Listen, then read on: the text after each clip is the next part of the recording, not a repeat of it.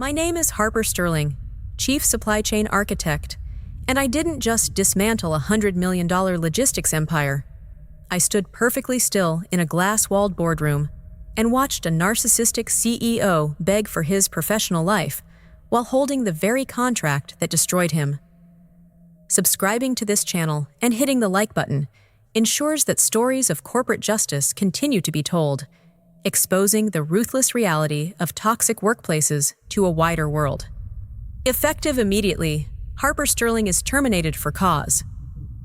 The sound of the leather portfolio snapping shut echoed through the executive boardroom like a gunshot. For a heartbeat, the entire C-suite held its breath. The quarterly revenue charts froze on the massive projector screen, and gold-plated pens hovered entirely motionless above mahogany tables. Not a single person in the room dared to blink. At the head of the table, Julian Vance, the newly appointed Chief Executive Officer of Meridian Global Logistics, delivered the professional execution with the cold, sterile detachment of a butcher. He did not flinch. He did not even make eye contact. I was just a line item to him, a minor obstacle to be cleared from his path, not a human being who had bled for the company. The heat rose rapidly behind my ears, a silent inferno contained entirely within my own mind. 8 grueling years. 8 years of building the predictive routing network that kept Meridian's international supply chains breathing through global shutdowns, massive port strikes, and devastating fuel crises. All of that sacrifice, all of those lost weekends, reduced to a single humiliating sentence delivered in front of 20 silent vice presidents. The public nature of this humiliation was a carefully calculated spectacle, designed solely to assert his absolute dominance over the engineering department. Yet, not a single ounce of outrage crossed my face. I slowly closed the silver lid of my laptop. I gathered the printed schematics neatly into a stack. I lifted my chin, looked directly into the empty space just past Julian's shoulder, and whispered 2 words that completely unsettled the dead silence of the room. "Thank you." A few directors shifted uncomfortably in their expensive leather chairs, their faces pale. They mistook the calmness for surrender. They assumed the battle was over, but there was no surrender. They simply did not know what was buried in the archives. Anyone who has ever poured their absolute soul into building an infrastructure, only to be treated like disposable machinery by management, understands the exact kind of quiet, calculating rage that settles deep in the chest. I was never just a title on a corporate org chart. As the Chief Supply Chain Architect, my code was the absolute spine of Meridian Global Logistics. When ocean freight collapsed 3 years ago, dragging half the industry into bankruptcy, I was the one who pulled 72-hour shifts in a freezing server room. I wrote the algorithms that bypassed massive port bottlenecks, saving the company from complete insolvency. I single-handedly designed the OmniRoute framework, a proprietary predictive AI model so incredibly precise that it secured Meridian a $500 million federal shipping contract with the Department of Defense. I carried the weight of late nights, skipped holidays, and the brutal, endless fight to prove that the actual operational work done in the logistics trenches mattered infinitely more than the empty, sycophantic speeches given in the executive suites. Julian Vance carried absolutely none of that weight. His entire career was built on glossy slide decks and regurgitated sound bites, polished in high-end consulting firms where nothing tangible was ever actually constructed. He had strutted into the CEO's chair merely 6 months prior, armed to the teeth with meaningless corporate jargon. Sad every meeting he hosted revolved around synergy, streamlining, and grabbing the low-hanging fruit.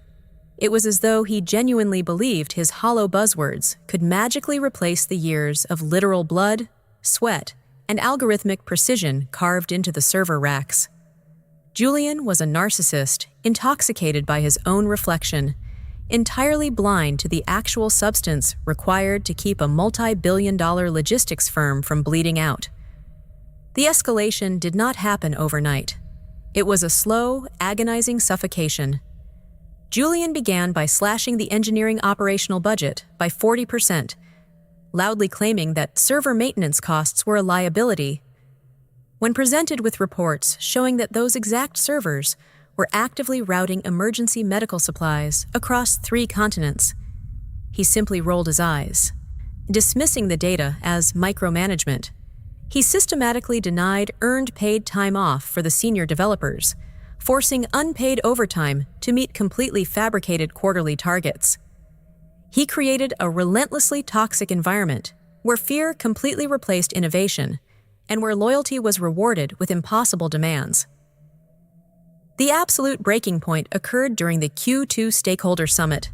Sitting in the back row of the auditorium, I watched Julian present the massive efficiency gains generated by the OmniRoute framework. He did not mention my name once. He claimed the flawless execution was entirely due to his aggressive top-down restructuring and visionary leadership. He was taking credit for the sleepless nights endured by the entire engineering team, wrapping the architecture in his own arrogant branding. He assumed standard at-will employment, and an ironclad non-disclosure agreement bound the code to the company forever. He assumed the protocols were automatic corporate property. He did not realize that immense arrogance is a blinding condition. That morning in the boardroom crystallized the absolute truth. Julian believed that firing the chief architect in front of the executive team was a masterstroke of efficiency. He thought he was cutting dead weight before the massive federal audit and software demonstration scheduled for the end of the month. He wanted to claim total, uncontested ownership of the OmniRoute system in front of the military generals without any shadow lingering in the room. He genuinely thought the victory was secured. But while the board stared with pity, expecting a tragic corporate casualty, something infinitely sharper than despair took hold. Certainty. The cold, hard certainty of a trap that had been set exactly 2 years ago. Julian Vance had absolutely no idea the magnitude of the power he had just handed away. The silence following the termination followed like a heavy shadow. It stretched down the executive hallway, into the elevator, and out into the sprawling corporate parking lot. Sitting behind the steering wheel of the car, gripping the leather until knuckles turned white, the reality of the situation began to settle. For 8 years, the anchor holding the ship steady through every global supply chain storm had been the engineering department. In less than 60 seconds, that anchor was cut loose. What was unexpected was how violently the chaos rippled through the logistics team. By the following morning, the phone screen lit up relentlessly with frantic messages. Not of support, but of total panic. Marcus, the lead network engineer, here sent a text reading, "Are the federal freight lines legally allowed to be routed without the primary authorization code?" Sarah, the operations manager, added, "Human Resources just sent a company-wide memo. All system updates are entirely frozen until new leadership is onboarded. There are 3 cargo ships stalling in the Pacific right now." These were the brightest minds in the logistics industry, suddenly sounding like soldiers abandoned in a war zone without a map. Reading each text, a brief wave of guilt washed through the mind. Had the silence in that boardroom condemned the hardest working people in the building? Then, exactly at 3 o'clock in the afternoon, a message arrived from an entirely unexpected source. David, a junior compliance auditor who dealt exclusively with basic tax forms, sent a text that was incredibly brief, but carried the weight of a freight train. They really don't know who actually holds the original software patent, do they? The heart began thudding a heavy, rhythmic beat. Of all the people in that massive skyscraper, a junior auditor had glimpsed the hidden truth buried deep in the paperwork.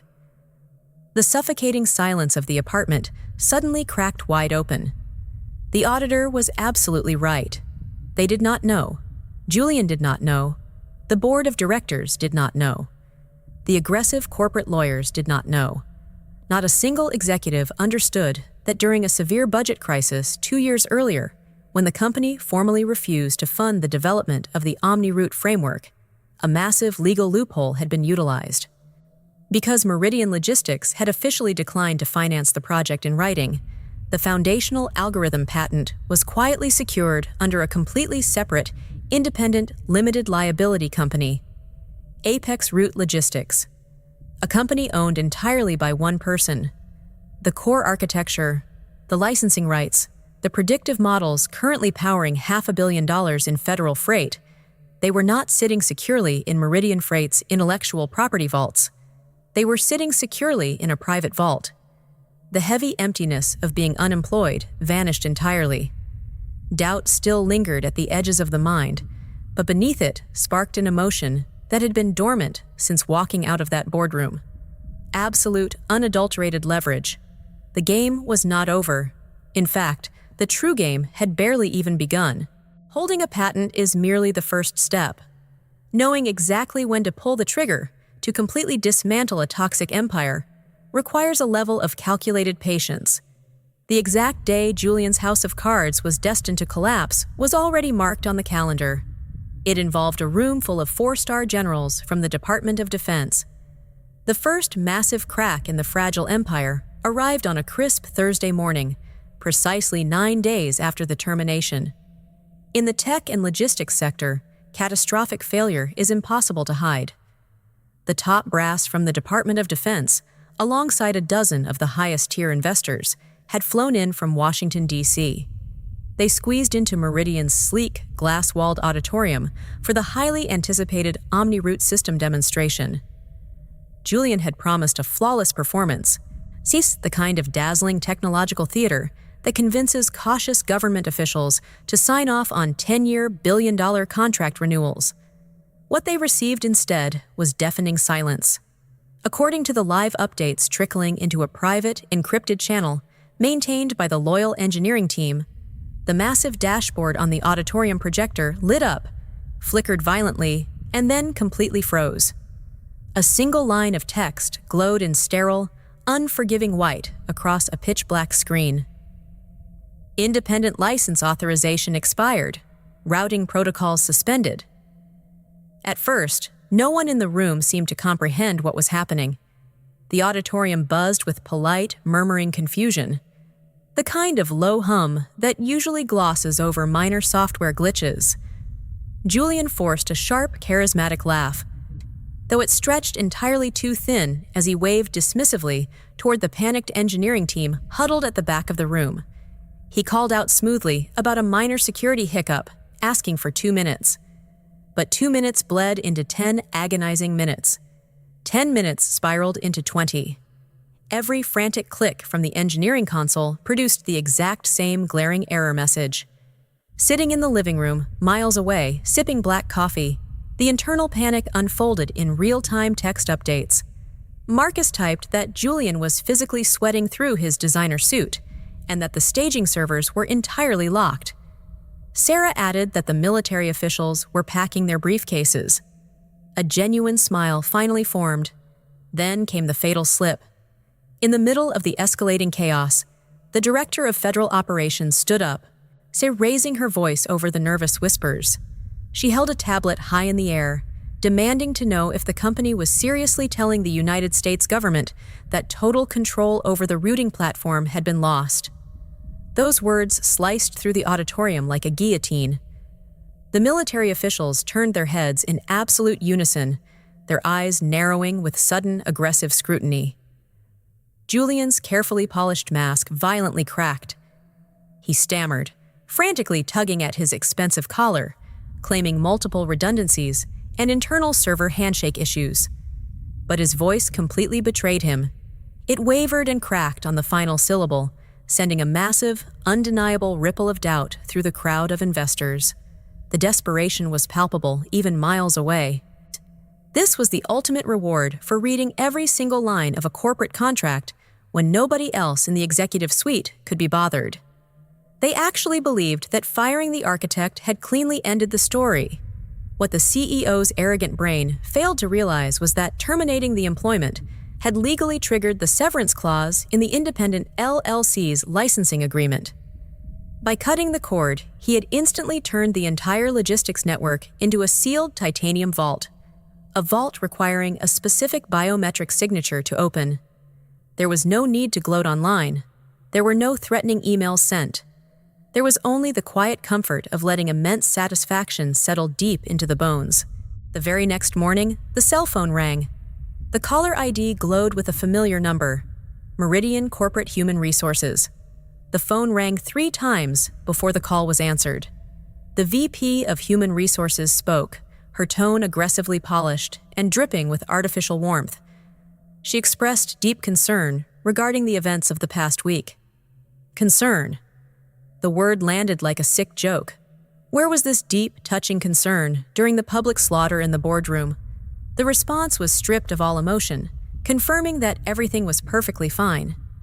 The HR representative rushed on, clearly terrified the call would end. She spoke of executive leadership engaging in deep discussions, strongly feeling it would be mutually beneficial to restore continuity. The absolute absurdity of the corporate doublespeak washed over the line.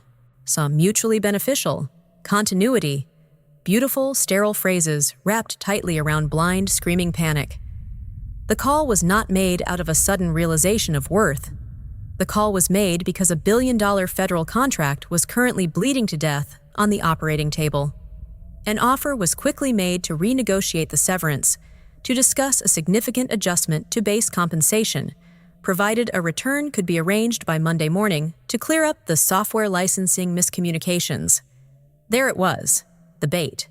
The belief that loyalty, architecture, and silence could simply be purchased back with a slightly larger direct deposit. The silence on the line stretched out for a long, agonizing 10 seconds. The shallow, nervous breathing from the corporate office was entirely audible. Finally, the words were spoken, slow, carefully measured, and sharpened to a lethal edge. Meridian does not have enough money. The HR representative stammered, entirely thrown off script, mentioning significant discretionary funds authorized by the board. The interruption was smooth and absolute. The company did not have enough money to buy back the truth. They could not buy back the 3 years of 80-hour weeks spent keeping the company afloat while executives played golf. They could not afford the proprietary patent the CEO was too arrogant to realize did not belong to them, and they certainly could not afford to buy their way out of the disaster that had just been caused. The call ended right there. No shouting, no dramatic threats, just a clean, absolute severing of ties. The corporate executives thought the ultimate power lived in the penthouse office. On that day, a brutal lesson was taught. True power lives in the ability to walk away, knowing exactly who holds the keys to the kingdom. 2 days later, an email slipped into the personal inbox regarding a proprietary routing asset. The sender was not from Meridian. It was from Vanguard Logistics, the fiercest global competitor in the industry. The meeting took place at a quiet, upscale coffee shop downtown. The representative from Vanguard slid a sleek, heavily redacted portfolio across the table. Word on the street was that the Department of Defense was pulling their contract by Friday.